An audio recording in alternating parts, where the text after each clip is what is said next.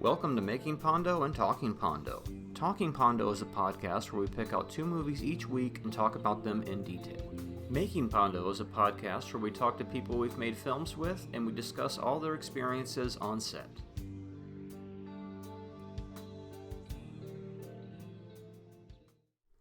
Today on Making Pondo, we feature Nate Campbell, who has acted in 3 of our feature films. And we're back. All right, Making Pondo once again.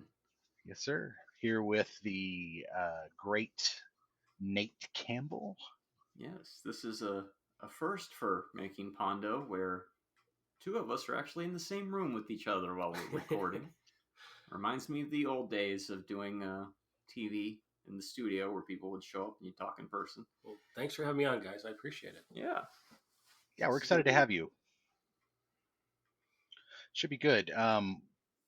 Like we talked about beforehand, we're kind of trying to do I keep saying this, probably episode I should stop, but sort of an oral history of the people that we've worked with. Talk about your experiences. Talk about film in general through our lens, rather than sort of talk about things that we don't don't know about.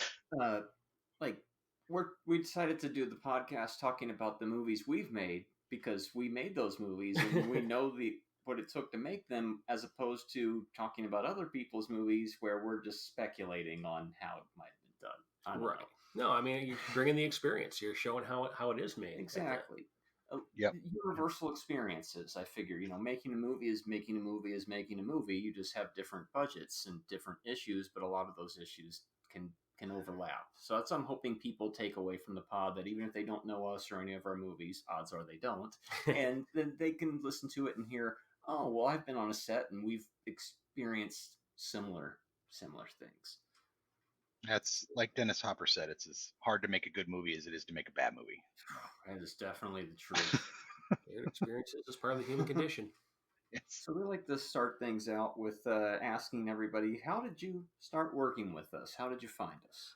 Well, I answered a ad on Craigslist.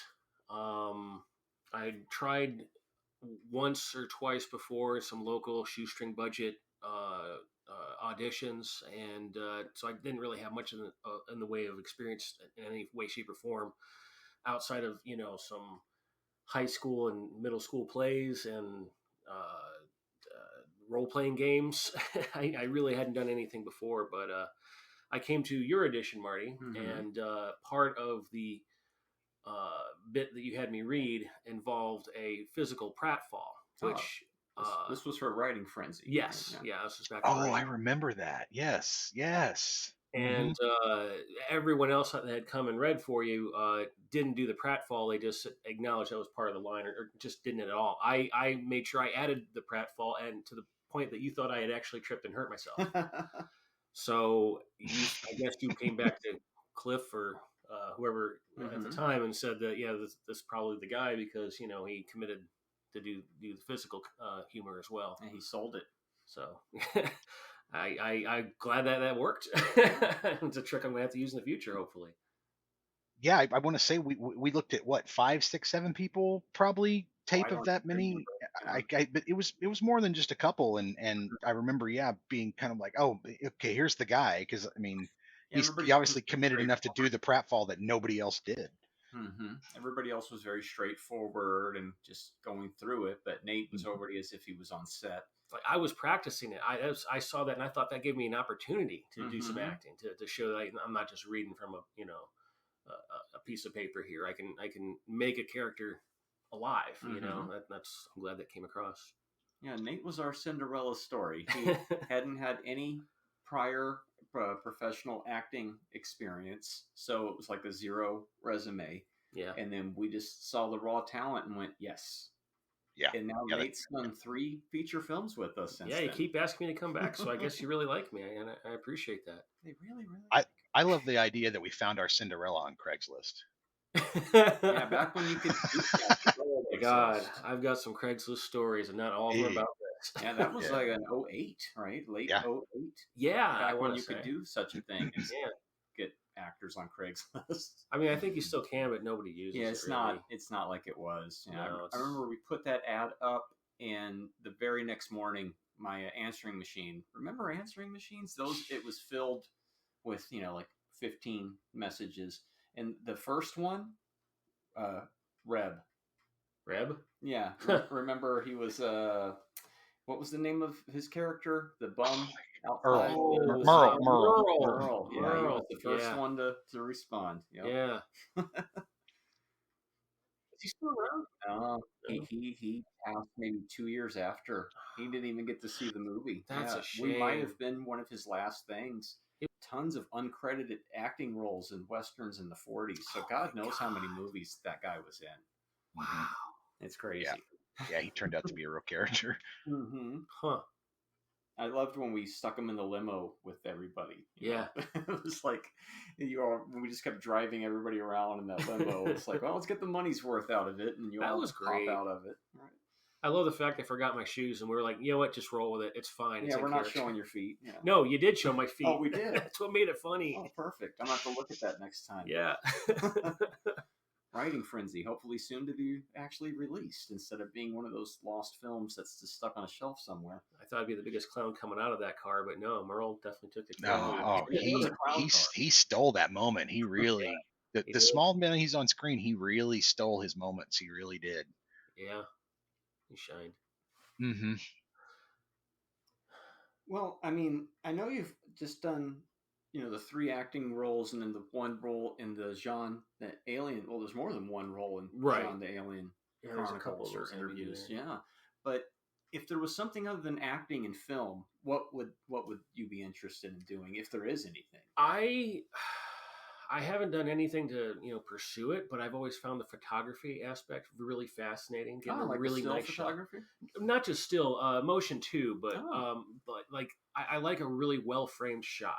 You can tell when you look at a picture and it's just not well framed. It just doesn't look right. It doesn't look good. Mm-hmm. But when everything that's supposed to be looked at in the picture is at the certain right portions of the picture to make it look like it's supposed to, it makes a big difference. And it's a subtle thing, but it's something I think it's overlooked an awful lot. Direction too, making characters and set pieces work together to tell a story, especially when it's not like outright being told to you as a story. I think it's pretty fascinating. I'm a huge fan of Terry Gilliam and the Breaking Bad, Better Call Saul shows, and the way that they have such attention to detail to little details like shadows, like lighting, like the camera angles that they use to tell a story, not just using the words. It really I think it's a fascinating aspect to the art. And if I were to have my druthers have some money and spare time to do so, maybe I would look at learning how to do more with photography and direction. But I'm nowhere near that now. Obviously, I'm just so like more like what Christian and Constantine were doing, like camera operator, director photography type thing, or kind of that, as well like as me and Cliff with the actual directing. Both. I think that runs in that Campbell bloodline. Maybe. But I think it's important especially for the photographer and the the director of photography and the director to have a really tight relationship, because as a visual medium, you really have to have that that language get across, that you want to be speaking with the same voice, so to speak. And you can tell on a project when that kind of chemistry isn't there. When you can tell they're trying to tell a story, but there's something a little bit gritty or rough, or doesn't quite come across as smoothly as it would with, say, like like the Terry Gilliam or what's his name, Favreau. Well, Jon Favreau. Mm-hmm. Yeah, Favreau, or Filoni even, I think, is starting to really pick up on it too. I'm a big fan of those Disney Plus shows. Right. I think Favreau sort of saved Star Wars in my opinion. His launch of The Mandalorian was just absolutely brilliant. Definitely the most interesting Star Wars project in years, I think. Yeah, absolutely. Yeah. I would say even the Russo brothers for the Avengers movies. I think those were absolutely cinematic achievements, accomplishments that are incredible. Definitely deserved a an Academy nod. Definitely got snubbed for it, of course. But. So Nate, what was it like to be what was it like to be a character 3 times in a movie? Um, I asked Eric this, and I like, there's not a lot of actors that play the same person 3 times. I Film gotta actor in films. I gotta say, Cliff, being able to reprise a role is a dream come true for an actor because you get a chance to come back and revisit a character and explore how that character has changed, what has stayed the same, what makes that character the core of that character, and what makes that character a dynamic, changing part of the story that drives the story. So I don't think I've ever had a chance to do something like that before, but I really appreciate the chance to reprise a character and do so more than once. That's fantastic. And we've seen a great deal of change between all the characters that we've seen in this series. And we've been fortunate enough to have at least 3, 4, 5 characters. I'm trying to think of off the top of my head that have reprised their roles. Well, I know that that it's you and Eric have Julie. played those roles 3 times. Julie, yeah. Julie's been with us 4 times. Yeah. And then Paul played Ira 3 times as well, the agent. Mm-hmm. Yeah. Yep. We did have to change Billy's after the first film. And Jen's. And Jen's too, that's right. Yeah. That's right. Yeah. And then a lot of the other people were newer characters. But if I thought about it a while, I might be able to. But both of those characters at least got to be reprised once with this upcoming one. So, and that's a great question. I hope the others get to get asked that too, because that's not something I've really thought about before, but it really is. It's a big help for taking on the character. There's not as much time spent trying to get into the headspace. You already know what that character is, and like I was saying, you get to show how that character has grown and changed. Yeah, I think it helped us with the making the part 2 and the part 3, because you all could just jump right back into the character, so we didn't have to do that work. We could just jump right in. So I think it helped. Yeah, and especially when like the third one was, the weird thing for me was when we wrote the third one was so much easier to write because you already know Nate, you already know Julie, you already know Eric, you already know those characters, you already know, and so, the only question is how far can you push it? Right. Right. What else can we do to these characters that's funny? How else can we make this kind of over the top? How many times getting slapped in the face is it still funny? Turns out more. Yes. More than anyone ever thought. Yeah. Turns out, more is better in that department. It's funny. You mentioned the slapping. I've been doing some of the finishing audio work on the film, and the part where you and Eric are in the car towards the end of the movie, and then he slaps you. Well, the first slap had this kind of whoosh, like almost like ninja noise, and then we're like, "Well, it's funny, but it's a little too slapsticky." Right. So I replaced it with just a straight up whack. Right. And it's funnier because it's more intense. It's just bam, it just suddenly belts you. It's like, oh. It's like, what did you do that for? It's like I just felt like hitting my friend again. And it's so much more intense with just a wham from out of nowhere. I love it. Slap. Yeah, Bradford. We revisited with Bradford and talked to him about his slaps. And I mean, you weren't there that night in the garage, but I told him it looked like Rachel knocked a filling out of your mouth at one point. Like she smacked him so, and his face was like, oh, it was really classic. Brutal. Kept him awake that night. So how did you feel working with all those same actors though? What was that like? I've never had the experience to go and work with the same people over and over again, other than from my director's chair type of. It was fun. I've never had to be in front of the lens all that time.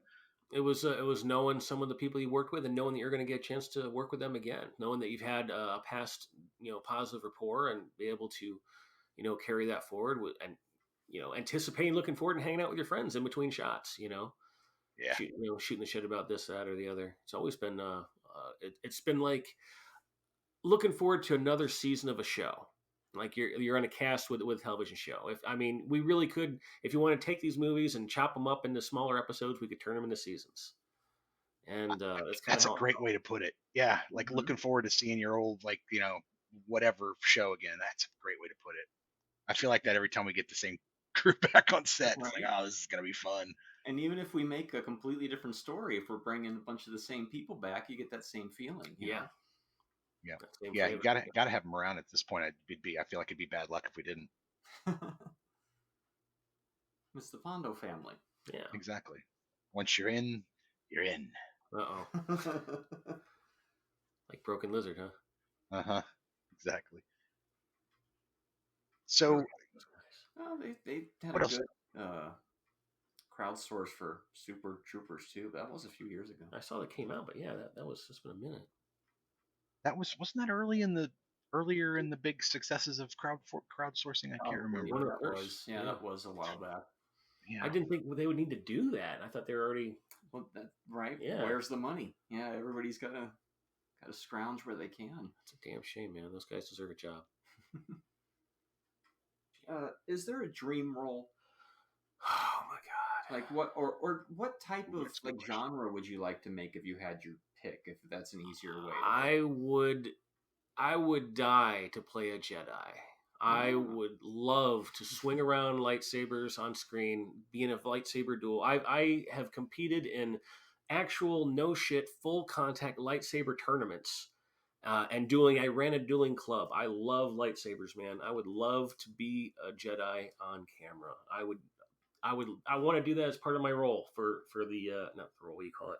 That reel that I want to put together. I want to do some Jedi stuff for that. The closest we got was when you used your actual prop practice prop. Really in the head and didn't want to make it proprietary. Didn't want to make it too obvious. Right. But yeah, I would love to do that actually for no shit, Disney for Star Wars. And failing that, or even better yet, in addition to that, would be a superhero in the MCU. Like I love superheroes, always have, especially MCU stuff. I would settle for DC because that they're the other big dog. I would settle for something like The Boys because that's fucking amazing. But something like that would probably be a foot in the door towards MCU anyway. MCU is my bag. I love that so much. I couldn't even tell you which character I'd want to play. Just to be in it would be amazing. After working with us, you'll probably be in an Image movie.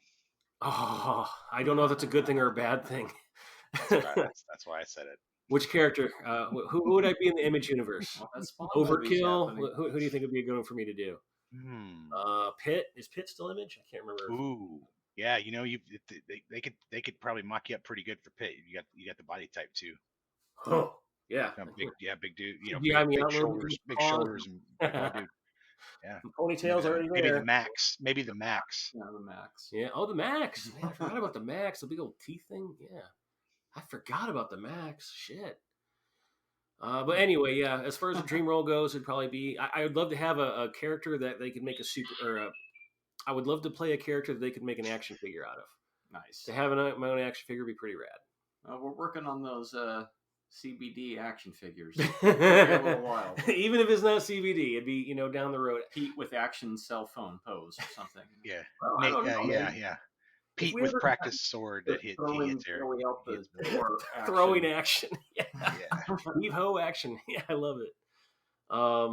But no, I mean, if we ever do the thing with Fren-Zee as like a comic book movie, if that ever happens, I'd love to do something for that. I don't know if we'd do it, any kinds of action figures just like a promotional thing or something like that, but that would be fun too. But that would be like a Machete becoming an actual movie after it was just a trailer, and then a sequel on top of that. Right. But then we send you to space in the third one. I would love to do a Fren-Zee action. I would love to do a Fren-Zee heroine movie. I think that we have probably enough lore that we could build something rather decent. We just gotta.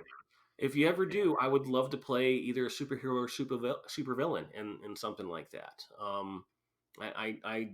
I believe that not the Jimmy Olsen character. No. I like you said, I got the physicality for it. You should use that. I can literally pick up anybody in the cast and spin them around, no problem.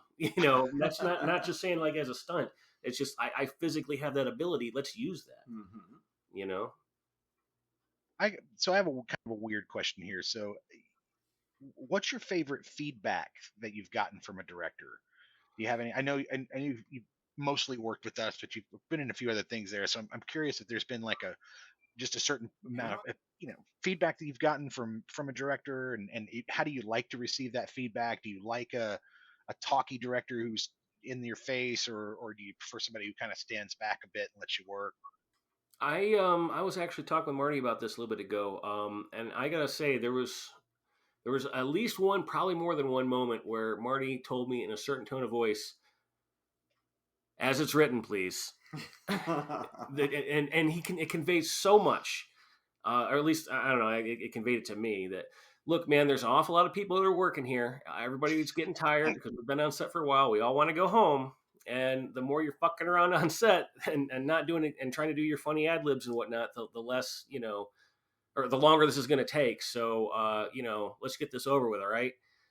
And well, you know how much I love doing my outtakes. I love throwing in little jokes here and there, but more than once he said, "Look, man, we got to get this done," and he conveyed that to me in a way that needed to be done. Because it's a whole team, and it's everybody trying to put this together. And I appreciate those opportunities that you let me, act out. But I totally appreciate as much, if not more so, getting reined in and saying, "Look, we got to get this, got to get this focused." I appreciate not losing shit, which has happened once or twice too. But as always, it's always been handled well. So I appreciate that as well. It's been such a great team effort. The whole trick to it is, you do your whole take, and then if we haven't called cut, that means you got a little window to throw your little tag in there. Well, the problem with that is you're pretty good about yelling cut pretty quick. And whenever you tell me, "Hey, don't worry, we'll do one more take and you can do it," then you start breaking down before I get my chance. We get a little bit more time rather than days to shoot these things.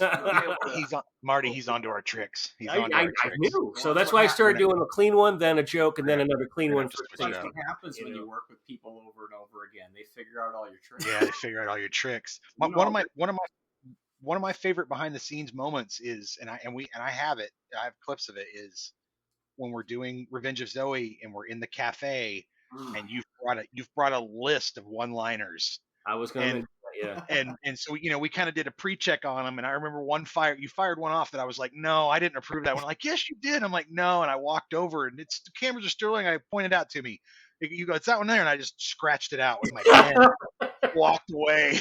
Like, there we go. Like, don't do that one. And it makes me laugh every time. It was a good time. Yeah, it was. You had some zingers in there. I was happy that we let you kind of run with it. There were some good ones in there. Dream come true, man. That was my favorite time on set, hands down. The restaurant? That's that scene when you let me throw out some zingers. I can't tell you how much I appreciate that. I was nervous. I was a little bit worried that I was pissing everybody off, but I'm like, I'm telling you, this will be great, at least in the outtakes. Well, that was your day, you and Christina, to do whatever you needed, because we had that whole restaurant for that whole Easter Sunday. It helped a lot for the chemistry between the characters too. I thought, even if we didn't use most of that material, it helped for build what is it like like you can't quite see it's insubstantial, but there's definitely a bond there that comes across on screen. I forget the origination point of that type of scene. I think of it kind of as like a Chasing Amy thing where they're comparing each other, but there's movies before that inspired that. Do you remember what the movie is? It has the original kind of I'm telling you my thing and I'm telling you my thing, trying to one up each other. But that type of sequence. And we just turned the volume up on it. I can't remember which one it comes from. Oh, it may be the whole scene from Chasing Amy where they're talking about their but then sex injuries. There was something that inspired Chasing Amy, though. Yeah. But it was basically just them playing I'm the worst person. Like, I'm worse than you. Here's how we'll get to know each other. Jaws, right? Where they're like, "Oh, this is my scar that I got from this. Well, I got this when this happened to me here." It might be. I was thinking more Chasing Amy, but I think that Chasing Amy might have gotten that from Jaws. Right? You mentioned it's that whole one-upmanship, right? Like, but it's also you're trying to get to know each other. You're building that rapport. Yeah. Well, it makes sense because you're a Navy guy. Yeah, I've got a lot of. I haven't even scratched the surface of the dog shit we could throw on screen, man. If you want to go there, both you and Nick Levine, Mark Brady himself, both are two Navy. Man, I got some stories. So let me just get my last kind of question out of the way here. Do you have, and this is because again we talked earlier about the fact that I've kind of we've written a first draft of like a music film. Do you have a film based on music or and that doesn't have to be a musical, it can be, but like a movie film that's based on music or a musical or a band that you particularly really love or think about when you think about movies or films? This question has had me scratching my head for a couple days now, because there's so many influential musicals that are out there, but I'm having a real hard time putting my finger on one that is like the one that stands out the most. Because I mean, there's do those type of movies, like, do you like those type of movies, or do you I just mean, I like, do. They're not my first go to, Mhm. but I enjoy a Disney musical as much as anybody. They're almost always great. Everybody loves Rocky Horror, especially for like a live action in Yeah. person kind of performance. That there's the classic Sound of Music and the Mary Poppins with the Mhm. cartoons and Well, whatnot. That Dick there's a Van lot Dyke we can in go there. with, but I decided for this one, I think I'm going to say instead of a musical movie, I'm going to say I would like to talk about the movie soundtrack that stands out in my memory the most. That Oh, okay. really caught Oh, my I attention love it. to make me realize that movie soundtracks can be absolutely incredible too. And it's from Mhm. a terrible movie, The You're gonna Last say Action Judgment Night? Hero. Oh, I thought you were gonna say Oh yeah. Judgment Night. Well, same year as No, fun. but yeah, Same close. year, yeah. Yeah. There's so many amazing songs on that soundtrack. AC/DC, Alice in Chains. Two killer Alice in Well, Chains tunes it's on that an one. amazing album all on its own. But I remember listening to the soundtrack, being so excited for when the movie was going to Yeah. come out, And and the songs are Mhm. barely yeah, they're in barely there. there, and the movie itself is absolute dog shit. I Yeah. No, it's bad. No, they tried to be funny with and they failed miserably. It was an awful movie, Sorry, and Arnold. yeah, sorry, Earl, I'm saying, man, you know it too. But the tail wags the dog for the Yeah, soundtrack on that one. Yeah. absolutely. It made Yeah. that movie successful. Mm-hmm. The Yeah. music did, and that is how important music can be to any uh, visual art. Mm-hmm. It's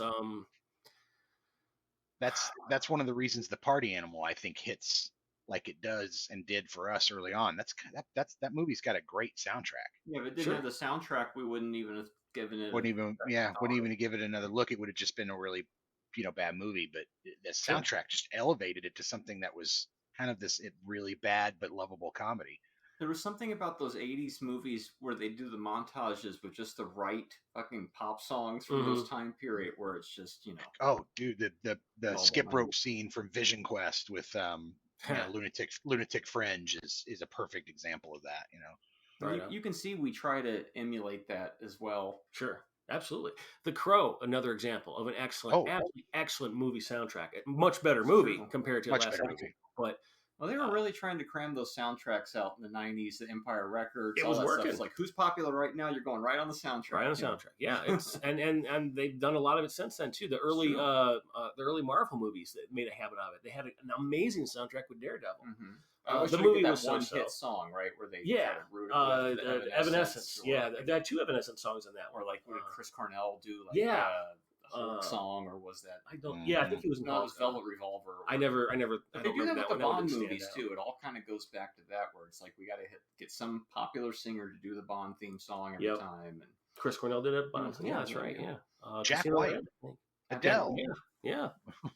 And they did it with the Punisher too. It had a pretty decent soundtrack. That's true. I think it fell off with Incredible Hulk, but and Iron Man, which is a shame because they had all that amazing, classic rock they just in go the right movie. For the Black Sabbath. Yeah, AC/DC all they had to do was release it like that, and I never saw anything like that. They totally should have. They would market the hell out of it. Yeah, there's an Iron Man 2 soundtrack that's basically just an AC/DC greatest hits album. Perfect.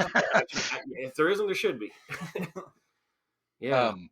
I remember in particular that soundtrack going for our movies too. It's a different type of beast to get it going, but we're hoping. Yeah, I mean, Geoff is again being the wonder that he is as a producer, has got a lot of contacts in that area, and he's already supplied us with some really good stuff for the film. But got to get it all locked down and make sure we get the contracts all signed. And right on. If you talk to Geoff, make sure, at least for me, relay to him to give congratulations to Neil for that amazing show that they threw on Netflix recently. I've only seen like the first episode of The Sandman, but it's pretty spectacular. Yeah. Yeah, I know Geoff didn't have anything to do with it, but he can at least pass it on to Neil. Hey, good job. Well, he who knows what kind of influences Geoff provided throughout the years that have popped up. Dude's all over the place. There's no telling. The guy that plays Salmon looks a little bit like Geoff when he was younger. Right? Coincidence? Who knows? Neil knows. Neil knows. I mean, there was the one movie that actually is pseudo based off of Geoff, right? It's a How to Talk to Girls at Parties. Is that what it's called? Yeah, I think so. I haven't seen that. I still need to watch it. Yeah, that main character is based off of him. Crazy. Huh. That's nuts. Small world. Yeah, right? We know that guy. Right. You had some other questions, didn't you? Yeah, there's always more questions. So everybody has their secondary career interests. Outside of film, what's your other creative outlet? Like for me, if I hadn't pursued film, I probably would have fallen into either music or journalism. And, I figure everybody's got something different, whether it be painting or cooking or who knows. But I am incredibly lazy, but if I wasn't so lazy... You're a writer. Yes, exactly. I was going to say, I actually have some pretty good, decent talent when it comes to putting, when I actually do it, I'm a pretty decent creative writer. I did well in all the writing classes that I've taken, just not being good at finishing them. It's one of those things that I know I have the skill, I have the talent, I have experience, but I just don't seem to have the drive. It's so boring. That I get bored and want to do something like see what's on the internet, see what's on Reddit, see what the newest videos on YouTube. It's so much more entertaining than actually putting fingers to keyboard, which is what you need to do to be a writer. It's a discipline. Sometimes you have to lock yourself in the room, so to speak. Yeah. When I get myself to a place where I can do so, I will probably have some more stuff. I want to write some of my experiences. I was in the Navy. I served on submarines. I was involved in 2 collisions at sea, including running aground. There's some crazy stories that I could tell. I can get an interview with the captain tomorrow if I want to, because I get contact with him. And I want to do all that. Maybe, someday somebody will make a documentary of it and I can say I was there because I literally was. I can put something together one day and I just need to put my fingers to the keyboard to do it. All right. That's the trick. I've also learned how to be a machinist. I've taken classes on making stuff out of metal. Oh. I can, make fittings, containers, whatever. Lightsabers is what I'd love to do, is make custom lightsabers. Well, there's definitely a job for it. Yeah, there's not enough demand, unfortunately. They already got the guy who can make 37 different types of lightsabers at the Comic-Con. There's literally at least a dozen, if not 2 dozen companies that do that now. There was only maybe 3 or 4 of them 5 or 6 years ago. They have exploded. There's so many custom lightsaber manufacturers. It's nuts. Everybody figured out how to do it and started cranking them out. And you can't really blame them for doing so.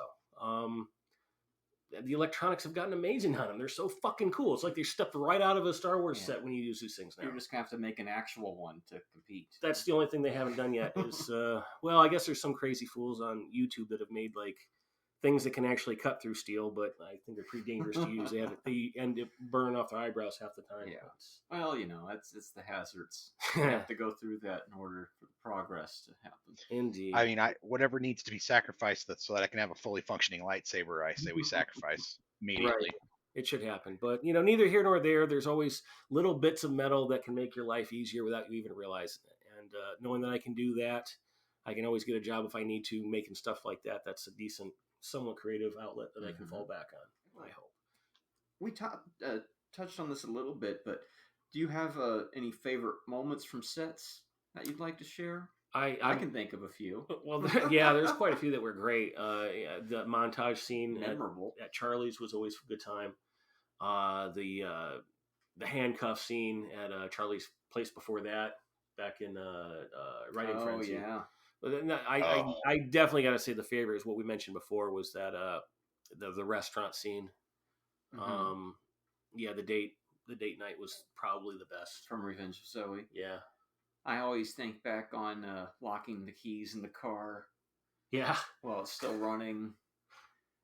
Because you left the set because you were going to try on wigs. Oh, I forgot about that. Was going to play Fren-Zee. Oh my God, that was pretty funny. Okay, so that's a good story. I forgot about that. It leads to the don't leave the set type thing that we learned. Yeah. Things get ugly. Things happen. One of our hard and fast rules. Once you get them on the set, you do not leave the set.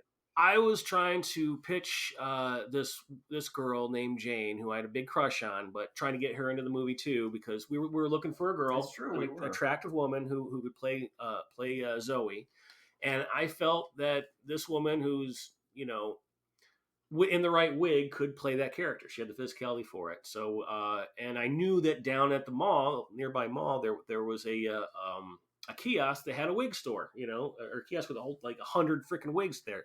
Figured we could run down there, grab one real quick, send a couple pictures, and say, hey, maybe this could be part of the dream sequence. So we go down there to the mall, leaving set, just me and her. The second we got out of the car, she flips out and realizes, oh my God, the car's still running, and I've locked my keys in. So we're like, oh shit, now we're not going to be able to get back right away. That's a problem. We start freaking out over that, but we figure out that, what was it? While the car is running, the window was down just enough for us to get like a stick or something on it to press down on the window button. And that's how we were able to roll down the window to get inside the car to get into it. But it took us like a good 10, 15 minutes to get that figured out. Anyway, meanwhile, you guys are flipping out going, why the hell are you gone so long? You're supposed to be going like 10, 15 minutes. We need you for set. You didn't need me right away, but you knew it was coming up.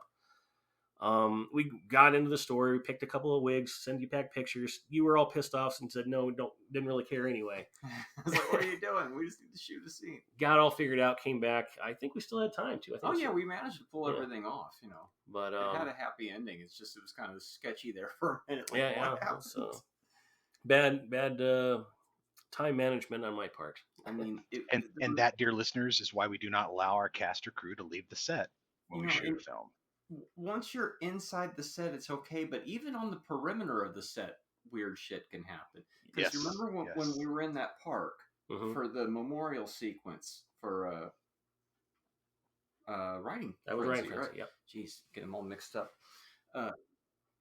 And there was a kid on a little tricycle, like 8-year-old kid or whatever, just zooming around the neighborhood, just ripping up the streets. And at one point, like a car hit this kid. What? Oh God, I remember that. Yes, it's like the kid was fine. He just kind of bounced and was stunned a little bit. Yeah, like it was like half a mile an hour or something. But we're like, see what happens. Don't go out there. Stay in here, or that kid just I forgot about that. A kid got hit, right? And we were like, oh my God.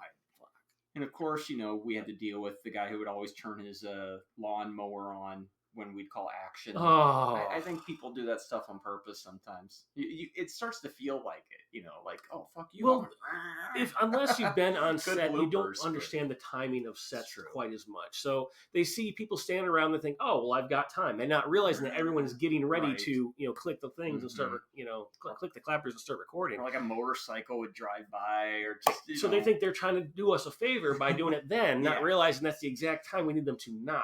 And it's just a matter of not being familiar with it's like that's true. That's very true. I have a very vivid memory of being on the set for Revenge, being in Charlie's store, and we're shooting at the the wall that had all of his figures on it, right? And we're in the middle aisle, and we're shooting across the comic book boxes at this wall, and I think it's either Julie or you, and there's customers in the store, and they're staying out of the way, and this dude just. I don't know if he's just oblivious or if he was just like, I don't care. I'm here to get my comic. And he just walks into the shot with his, walks and back to the camera. He's just looking at this and looking at that. And I'm just like, oh, cut. Oh, my God, cut. Or he just rolls by and he just looks right at the camera. Yeah. My favorite. That's worse. Yep. Shooting in real life, I believe they call that when you're shooting a floor that's actually open. A live set. It was fine. I mean, it made him look more realistic, right? Right. Except he wasn't supposed to be there. And we pulled it off. It would always be like, action. Oh, stop. Somebody came in the store. 30 minutes later, action. Oh, somebody else came in the store. And there goes 2-3 hours going past. But that's the hazards. Well, I remember at one point we had one dude who was standing in the shot, and I just grabbed a release form and went up to him, was like, you're in the movie, here, sign this. And he was like, oh, okay. And I'm like, I have no more time to sit here and reshoot this over and over again while you wander around for a comic book. Like, and you can see him for all of a half a second in the corner of the shot as the camera pans. Yep, he is in there. He's in there. That's what we needed. Beautiful. And as our budgets hopefully get larger, we'll be able to have more controlled environments. But every now and then, you can't beat that in real life. situations. You know? Another scene I just wanted to mention, I remember had a really good time on, was that the montage of us running through the convention in the most recent outing. Oh, where you hit your head on the lens. Yeah, Oh, yes. that was the end of the day. But up Also until then, it was enjoyable. awesome. It was. Oh, it was fantastic. The scene itself cuts together perfectly. It's really beautiful the way it works. It's yeah, going around that corner, make it look like it happened twice. That was You'd great. never know. Yeah, that we had some. you'd have to have been there as it was being filmed, and a lot of the people who are going to see the movie were people who were there, and they know that that's a little bit hokey, whatever. But they're going to be enjoying seeing, hey, that's of course. Yeah. what's her name, and that's what's his name that's there every year. It's a good way to cram a lot of background cameo appearances, having you run through that dealer room. The series that Tuscan built. Pretty much. It's great. I mean, I love that. I love that scene. I love the fact that we pulled it off. I love how smooth it is.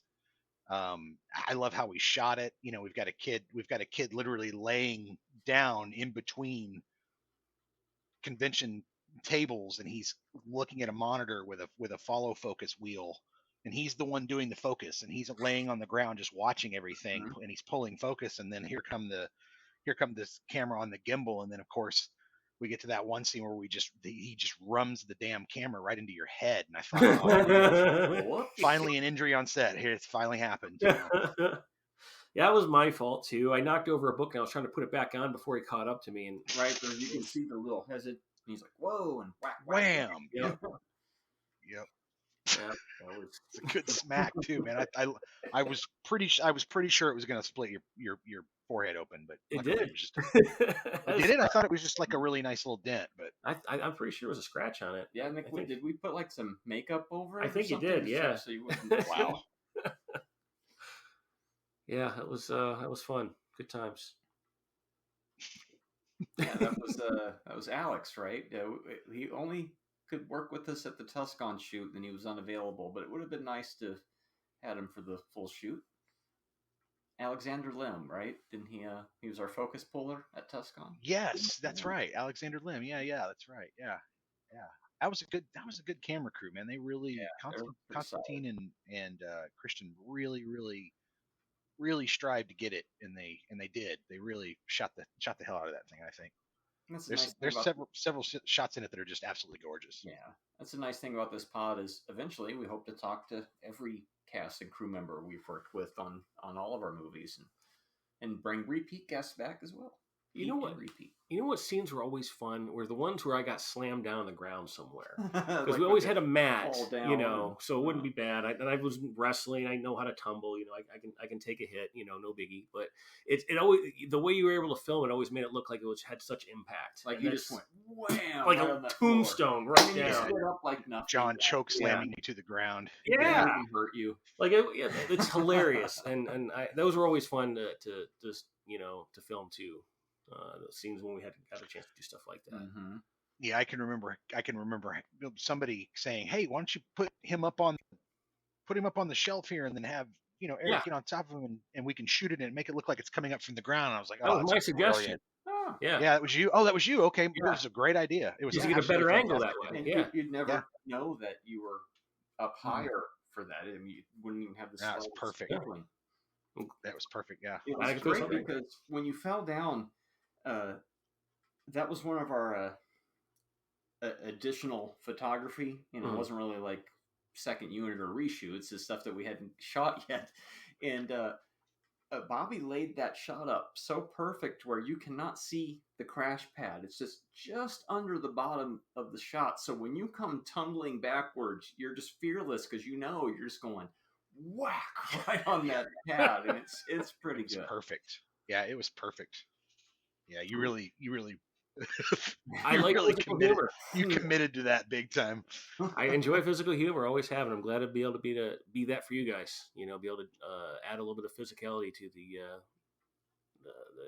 movies that we make. It's good. I mean, that Revenge was, I think, the first time we ever tried to actually do physical stunts where we committed to crash pads and anything that intense, throwing people around, and, you know, things that weren't just tricked through the camera or whatever. Yeah, it was all fakery before. Like if you go back to Marijuanos, any action scene is just quick cutaways. So it would make it look like shit's happening, you know, that cheap fucking trick, you know. But now we actually have moved up to where, you know, crash pads and whatnot. and it's much more effective. Like the famous Billy getting thrown out of the poker game. Mm-hmm. That was the one take because we didn't want to throw him a second time because we're like, oh, what if he misses the pad? Here's an interesting thing I just thought of. Oh, go ahead. I was going to say we had a few minor ones in Love Song, but nothing to that level. Mm-hmm.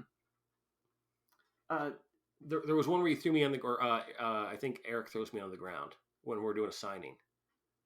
You're absolutely right. We did do that, and then there's also you tripping Eric going up the stairs, which it's a minor thing, but it could possibly go wrong. Yeah, true. So going all the way back, do you remember what it was like on that first day of shooting on writing Fren-Zee? I remember the first scene we shot was you and Julie, and you're talking to her about we need to have a talk about, and she's like, are you gonna fire me? Right. Oh, you shot that first. You're right. You never know that was the first thing shot, but I remember it being kind of, there was a little bit of nervous because you're just getting started, but. I mean, do you remember anything about that day? Because I know it was just we basically went from that and did like the other Julie scenes because we had the two of you that night. But right. I honestly didn't get all the scenes yet. I didn't see how it all kind of went together just yet. So I was just trying to, okay, you guys will figure it out. I'll just try to pour out whatever it is you're putting in front of me. I remembered I was trying to, I can't remember what it was. I don't think it was until we saw the movie later in the theater where I was like, oh man, I totally should have had a different spin on that, But it was, like you said, the very first day we were filmed. Those scenes just killed. The crowd loved the dynamic between your two characters, which is part of the reason why we continued it in the feature, the further movie. Yeah. Or what am I trying to say? The next installments. The next installments, yeah. Mm-hmm. I felt that scene, I really felt like we took a risk with that stuff because that stuff could easily be misconstrued or played wrong, right? Like, I mean, it's obvious that Pete's character is trying to prove a point by what he's doing. He's illustrating a point by saying, "I'm too old for you, dummy." Right. Like, it's fine to have a crush on somebody, but the reality of the situation is different. Live in the crush, not the reality, type of thing, right? Right. That whole snapping her out of this whatever little world that she built in her head, right, or whatever. Julie literally called it the creeper scene. Yeah.